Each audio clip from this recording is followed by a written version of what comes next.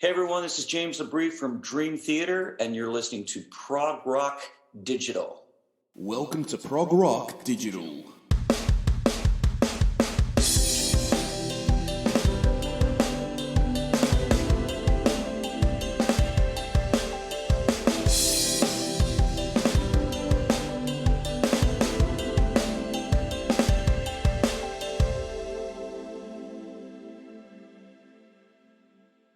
Hi everyone, and welcome back to another episode of ProgRock Digital. This is episode 3 of season 3. Thank you very much for downloading and streaming. Thank you for visiting progrockdigital.com, and please keep those emails coming through. Now, today I'm chatting with Paul Logue, the co-writer to the band and to the artist James LaBrie on the most recent James LaBrie album, Beautiful Shade of Grey.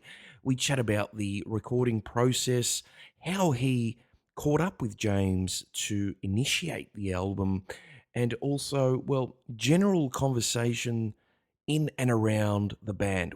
The man behind some of the most iconic pieces of art connected to some of the biggest names in rock, Ioannis. Originally from Athens, Greece, in the last 36 years has created over 300 record covers for such clients as King Crimson, Fate's Warning, Uriah Heep, Allman Brothers, Blue Oyster Cult, Lynyrd Skynyrd, Yngwie Malmsteen, Deep Purple, Styx, just to name a few. Be sure to connect with Ioannis at www.dangerousage.com.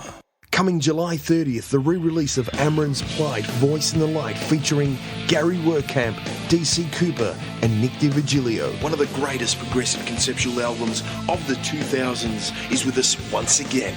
www.amaranspplight.net. Out through Lone Wolf Music.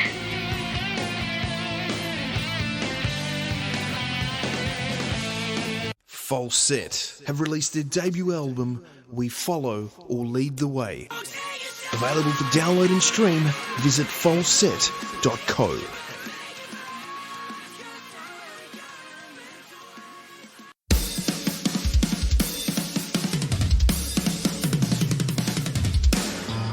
Hey everybody, it's Mark Zonder with A to Z with the first exclusive Australian interview with ProgRock Digital.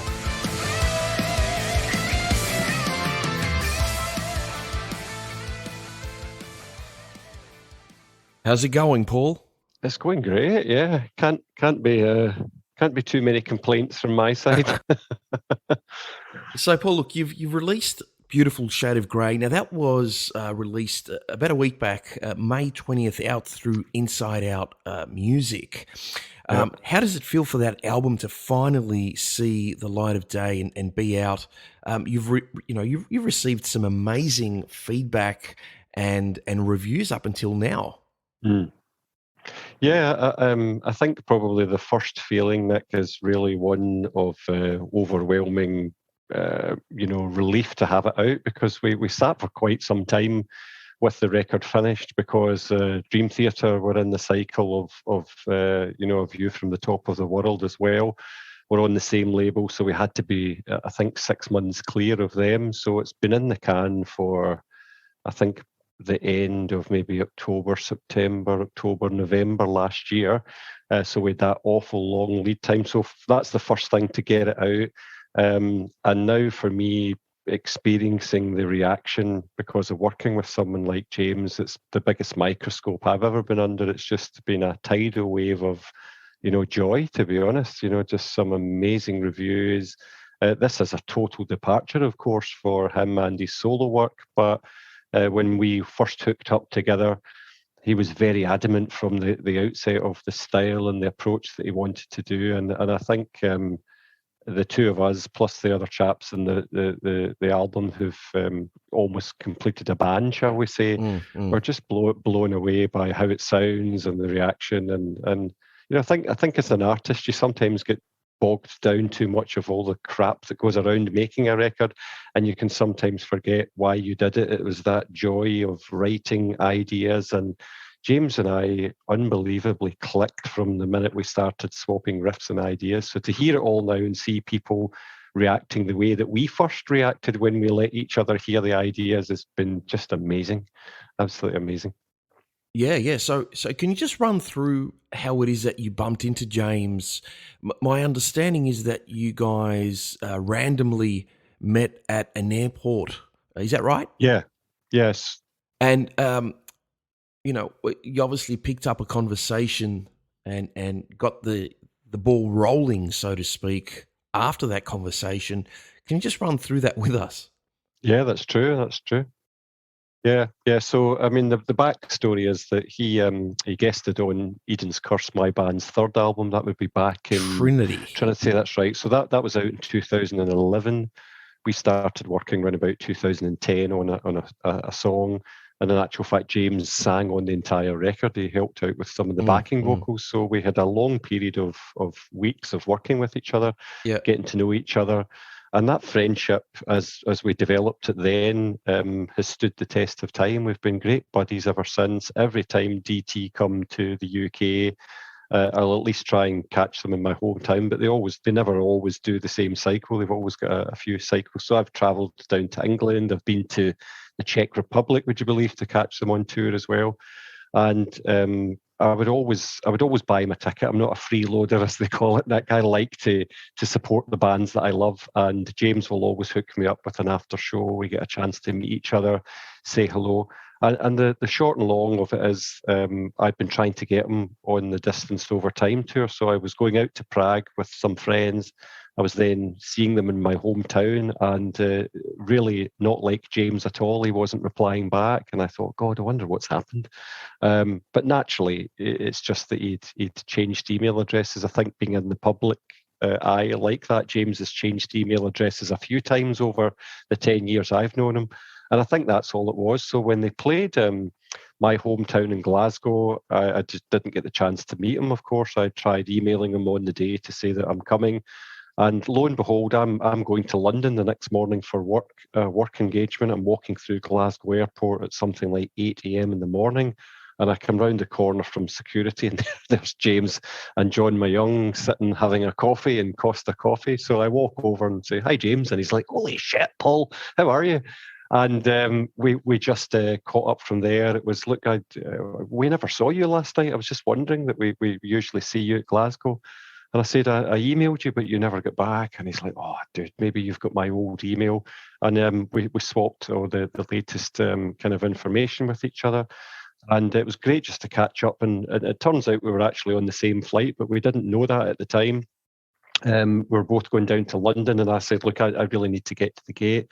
And just as I was leaving, he said, "Look, I know that I've asked you this loads about us doing stuff together. We're off to, I think they were heading off to Asia." But he was aware of the pandemic, but wasn't, nobody knew at that time what was going to happen. And he said, once we get back, I fancy writing a kind of laid back, maybe an acoustic album. Are you interested in doing it with me? I was like, "Of course, dude, you need to ask me twice, And that was it. So he said, "Let's email each other once I get home." And we found out we were on the same flight anyway, and he was on first and I boarded second, and he reached out and grabbed my hand and said, "Don't forget to email me." So within maybe 2 weeks I think he was going skiing with his wife after the tour, and then they were heading to Asia. We just started emailing each other, and at that point the world shut down with the pandemic. So James was like, "Okay, why don't we start writing now? We don't know how long this is going to be shut for." And the rest, as you know, Nick, the rest is all history. It's all part of 2 years in lockdown, and that's what we started doing, swapping song ideas, and Beautiful Shade of Grey grew out of that. Now, the album is totally different to any of the other James LaBrie albums or releases. And I think back to Mull Muzzler and Elements of Persuasion and so on. Yep. Can I ask, obviously there is an element of acoustic guitar, and it's acoustic dominated. Was that a strategy from the beginning? Oh yeah. Yeah, big time. That was the first thing out of his mouth, even in that coffee shop at that point. I want to try an acoustic-based album. I mean, it was never at any point in time to be 9 ballads or anything like that. It was just acoustic was to be the underpinning foundation of the record. We're both big fans of kind of classic rock. And James said, look, the reason I'm asking you is I've always been a huge fan of your writing with Eden's Curse, and it's always reminded me of some of the bands I grew up listening to, the likes of Purple, Zeppelin. We're both big Zeppelin fans. And, he said, look, get your head into the headspace of Zepp 3, an easy thing to say, to go and put your head into the mind space of legends. But actually going away and listening to that album was, it was a real pivotal moment, because I then understood clearly where he was coming from. I think we'd originally talked about doing it just voice and guitar, but as we started working on the songs, we realised that we could outstay our welcome, we could lose interest in the audience after some time. So adding in some of the elements like the drums and especially the keyboards were the first things that we added in, because we had done Devil and Drag, we had written, I think, Wildflower, and we were now working on Sunset Ruin, which was the third song, and being that kind of emotive ballad, we felt, this needs strings, this needs a touch of piano here, and okay, let's add in percussion. And as we were getting to those points, it was bringing people in to do them, and we kind of brought in people that we knew well. Obviously, I recommended actually James's son, Chance, which he said, oh, amazing, yeah, and it's better to come from you, Paul, than it is the pushy father. But I had heard Chance play and thought, this kid's amazing, great chops, and he was a brilliant addition. And I brought Christian in from my own band, who's excellent at a lot of pomp and ceremony. He's very big, he's very overblown with his keyboard productions. And I felt that he grew up listening to people like Keith Emerson and John Lord, and he loved all of the Dream Theater guys as well. So if you see Christian's interviews for the album, he's sitting with the Dream Theater keyboard anthology behind him. I just felt he would be perfect, and he was so honoured to do it as well. And then we felt Marco Soli was just, we had to have Marco involved. That's James's go-to guy next to John Petrucci. And we felt, let's keep these guys, let's not bring somebody in for this song, let's keep it a real band. And I think that's contributed to the cohesive sound as well. It feels like a band playing it, and we're all extremely proud of it. So would I be right in saying that the dynamic's a little different now that you're a co-writer with James, as opposed to James guesting on, Eden's Curse? Yeah, big time. I mean, at that point in time, he's just doing a session for us. It's a song that I'd written. I actually wrote that, but the keyboard player at the time would have been Alessandro Dovecchio, who's in Hardline and lots of Frontiers type projects. So he was my co-writer on that. But it was an idea that I had for some time, and Alessandro wrote the vocal part for James and some orchestration. So then he's just really contributing to a performance of a song. But he was great, he would call from the studio literally and say, look, I'm just about to lay down this line. I'm thinking of this word fits better coming out of the syllable.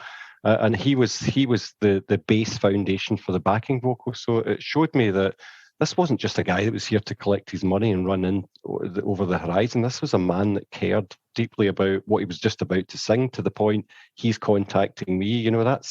That's not behaviour of a normal rock style. That's behaviour of just a good bloke, just a right good bloke. And that shines through in James's personality when you get to meet him. He's an honest, really likeable, guy, just a great upstanding person. And to work with him, that carried right through, never at any point was, I'm the rock star, you do what I'm saying. In fact, he would go overboard to make sure that I was happy with what he was suggesting and making me comfortable, because we'd never worked with each other to the degree that we've done on this album, never. So that was new. But the good thing was that James and I have been buddies for 10 years. So that whole, oh God, I'm writing with James LaBrie from Dream Theater just wasn't really there. It was just my friend. And I think that helped produce, a relaxed feeling in my part as well. I wanted to lift my game naturally because, this is a big deal for me. And it gave the best performances, and he would come back and say, look, this is great. Why don't we try this? Why don't we do that? And I was able to throw the same back to James, and it really was a cohesive unit pulling it together. And Chance came in after maybe 3 or 4 songs, and he was a very strong voice within that. In fact, what I liked about Chance being in his early 20s, he was able to grab James and I, who are, let's say politely, a little bit more mature, 2 dinosaurs, and drag us into the modern age of, let's not do a typical ballad drums, let's go for percussion. And that was amazing. He had some brilliant ideas and really became the third element of or cog in the wheel, to the point we said, look, he should have a co-production, because he's been crucial in, trimming some of the fat off of the arrangements. He's been great at recommending certain angles to take. So that unit, I could see, we're already talking about a second album. I beg your pardon, I almost written the second one there, a third album. We've already started, putting down ideas. We haven't swapped them with each other yet, but we are working and writing, and that'll definitely happen. And Chance, myself, and James will probably write that as a threesome. Yeah. Paul, my understanding is that your main instrument is the bass guitar. And that is your instrument of choice. How did you, how did you first start playing? What is your backstory, I guess, with regards to picking up the bass guitar? So I started as a drummer, believe it or not. I started as a drummer at 15 years old. Wow. At high school. I'd never taken music at school at all, but I loved growing up and listening to music, and I listened to, at the time, maybe we're between the age of 12 and 15, I was listening to the new wave of British, kind of pop stuff, your Spandau Ballets and things, absolute crap. But when all of a sudden I heard Living on a Prayer on the radio one day, and I went, what on earth is that? Then at the same time, you had Europe's Final Countdown out, so my ears were just like, holy shit, this is the sound that I'm looking for.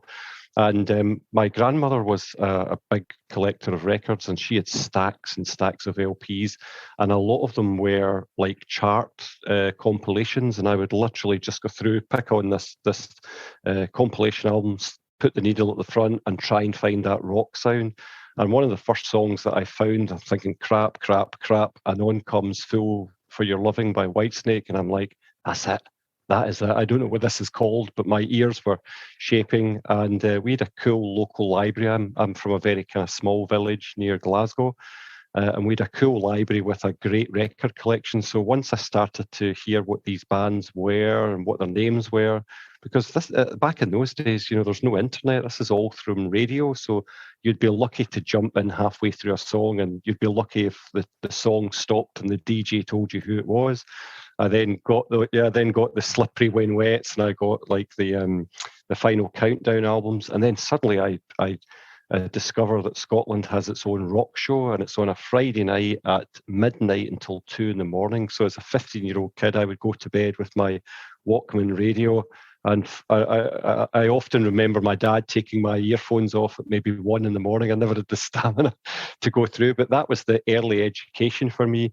And musically, how I fell into, performing was, I remember taking a module within music, not even a main curricular exam. It was just a module to learn. And I was walking past the music room one day, and I could hear electric guitars, and I thought, where is this coming from? And it was actually the back of the sports hall. And I peered in, and there was 2 guys from my class, both with Stratocasters, and I was just mesmerised. I was saying, dudes, what's going on? What's this? And they said, yeah, we're going to start a rock band.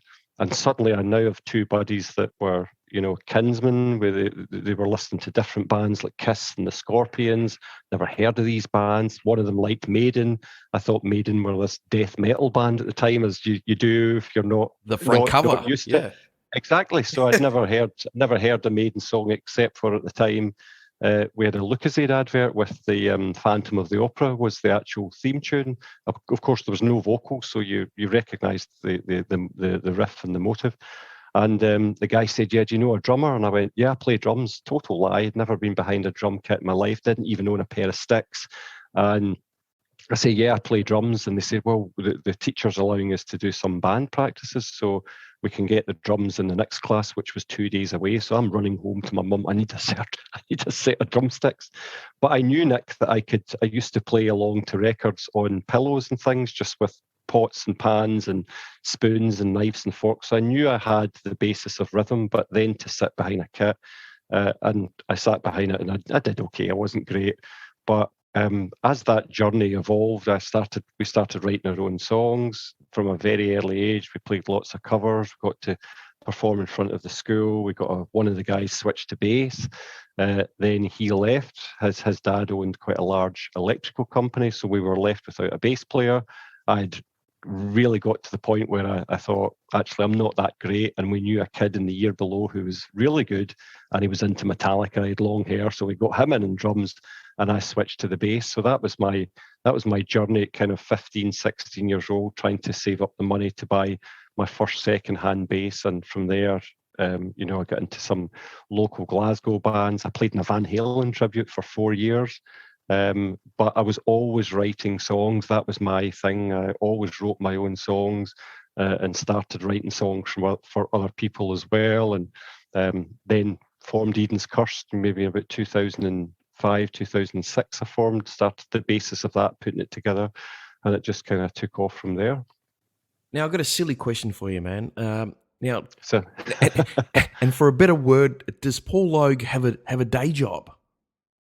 Yeah, I do. Yeah, I'm a director for a software company. So I worked for IBM for 20 years. So I've always had a day job. I've got a family. I've got a wife. I've got a house, a mortgage. I've got one ass in my trousers like everyone else. And it's I think certainly in my experience, it's I really don't know a lot of people who make a living from music. Maybe the exception of James. Some of my closest friends from Germany are all killer musicians, but they might play in really good bands that are actually doing quite well. But they all teach, they all do classes, they all do session work.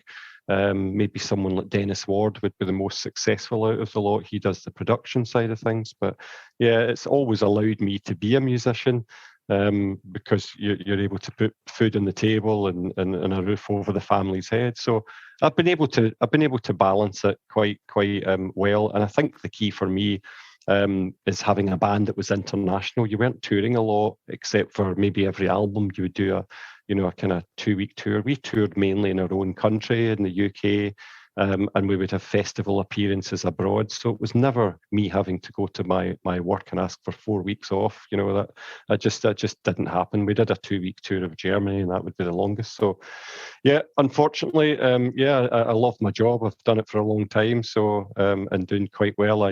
One of the reasons Eden's Curse broke up a few years ago is I moved from IBM to a new company from LA. So I needed to just take a break from the music and really concentrate and getting my feet under the table to my main gig. So yeah, that's been pretty cool. But I ended up, a funny story is I actually ended up in a work band. So one of my managers heard that I played in a band. He was a singer. He was a singer in a rock band. One guy's a jazz musician. Another dude's a jazz drummer. And we ended up playing, a gig in LA, believe it or not, which here's a guy from Scotland playing in LA with my work band. So it turned out to be quite cool. I do apologize, man. And look, that wasn't a cryptic question. I guess the reason behind that, and the reason behind that question was, you've got two demanding things. You've got your day job and obviously the band. Are you able to separate those, or do you find that they constantly, collide, for better or worse? Yeah. I mean, you've got to kind of keep them separate. I think my journey and evolution as a musician and someone who's got a career has changed dramatically over the last few, maybe the last 10, 15 years, because I was very focused on trying to make a career as a musician. And I think it depends on what your level of success should be deemed at. I never ever kind of thought that we would be living in Hollywood or anything like that. I was a realist. I knew what we could do. If this band could play in front of good attendances, if it could release records and sell records, we're very lucky. We've had a deal. All of our time with a great label like AFM Records, and they gave us lots of support. We were out with some killer artists, but I did have to make sure that during the day, I mean, I work from home, so the temptation to sit here and play music and record and write when you're working from home is huge, and you have to get past that. You have to separate it and make sure at the end of the night you're finishing your work at 5 p.m. You get the family settled. I've got a dog, so I take my dog out a walk. And sometimes, like tonight, I'm sitting down at 8 p.m., maybe doing interviews, maybe writing a song, maybe working on production. And that's just the rhythm that I got into as well. I think if all 5 guys were in my local area, like my first Glasgow band that I was in, that would be just too much. I think it would be, I think that would be a different story. But now where I am in my company, I would say that goal of shooting for the moon with Eden's Curse has kind of changed dramatically. We split up because of the way that the scene was. Attendances were up and down, album sales were down, and we just didn't want to do it anymore for, not a tangible reward, people coming and selling out shows. It just wasn't happening for us. So I had to focus on, making a new career, especially at a brand new company. I just had to say Eden's Curse has to take a break and I need to concentrate on this now. And now I look at it, and with James, as a hobby that I'm very serious about and very passionate about, and I give it my all. But my day gig's my main breadwinner as well. Mm-hmm. Yeah. So Paul, the album's out. You're getting great reviews, great feedback. Let me ask you, will we ever see Beautiful Shade of Grey live? Has it been spoken about, talked about? Is it on the cards for the band? Yes, it is. We're in discussions with the promoters right now, so we've got some offers for it. Again, as you can imagine, it's all about fitting in a time cycle that works for everybody, especially the boss. He's the busiest out of all of us. I'm super busy with my job as well. So, and I know all of the other guys, they've got their own bands and they all do bits of work too. We're looking at spring next year to get that out on, because I think DT are still in cycle mode right up to the end of the year. So we're just waiting on the final dates coming in from when James can do it, and then we're going back out to the promoters. So we'll start it off maybe in Europe just to see how it goes, and then if it's well received. What we would like to do, Nick, is we want to do this in a very intimate setting. The promoter that we've been offered to do some shows in kind of converted churches and monasteries, really cool venues, kind of 500 to 1,000 cap, and James is really excited about that, doing it in a kind of intimate setting. We've had lots of people say, you must play this album in its entirety, and we're thinking, God, what do we do? What do we do here? Because I think all of the songs sound like they would really translate very well live. We'll do some of his other solo stuff in a kind of similar, approach. We'll do some, DT stuff. We've been compiling lists of what DT songs would work, Solitary Shell, Silent Man, etc. But it'll all be down to James what he wants to do. But absolutely, we would love to do it. As we said, we've got some kind of concrete offers and interest, and then let's see where that leads us. Can we get out to America? Can we get to down under? Can we get to Japan and things like that? I don't know. It's quite exciting when we think about it all. But yeah, we definitely want to take that there for sure.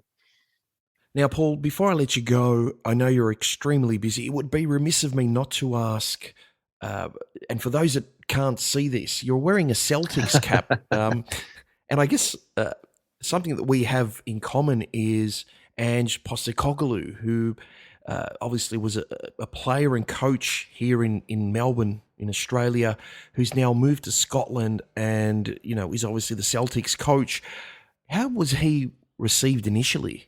Yeah, Ange, my God. So, I think it was well documented that Glasgow Celtic, my team, were after a particular English manager at the time, and he was just about to be literally announced. And all of a sudden he pulls out of the running, and a buddy of mine calls me and says, this dude called Ange Postecoglou is the favourite to get the Celtic job. And I said, who?